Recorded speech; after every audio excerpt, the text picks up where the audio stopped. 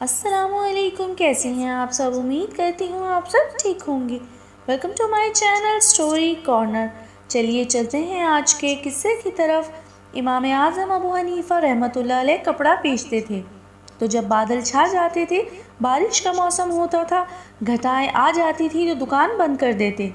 لوگ کہتے تھے حضور دکان بند کر دی ہے، فرماتے تھے گاہک کو مال نظر نہیں آ رہا۔ میں نہیں چاہتا کہ وہ جو دیکھے اس کے پیسے نہ دے، غلط اس کی سوچ ہو اور زیادہ پیسے دے کے چلا جائے، کل کمائی کر لیں گے، کوئی بات نہیں۔ ایک کپڑے میں تھوڑا سا کٹ تھا۔ امام صاحب نماز پڑھنے چلے گئے تو بچے نے کپڑا بیچ ڈالا۔ 2 مسجدوں میں نماز ہوتی تھی، ایک میں امام صاحب پڑھتے تھے، ایک میں نماز پہلے ہوتی تھی، بچہ پہلے پڑھ آیا۔ امام صاحب دوسری مسجد میں پڑھنے چلے گئے تو اس نے وہ کپڑا بیچ دیا۔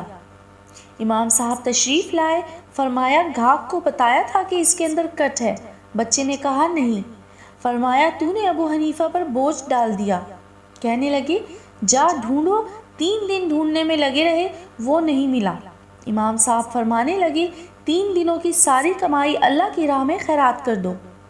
اور جب ساری کمائی خیرات ہو گئی تو پھر مسجد میں جمعے کی نمازیوں کے بیچ کھڑے ہو کے کہنے لگے ابو حنیفہ سے غلطی ہو گئی ہے، ایک شخص مال لے گیا ہے، بچے کو بتانا یاد نہیں رہا، سارے مسلمان دعا کریں میرے لیے کہ رب میری یہ غلطی معاف فرما دے، اللہ مجھے پکڑ نہ لے۔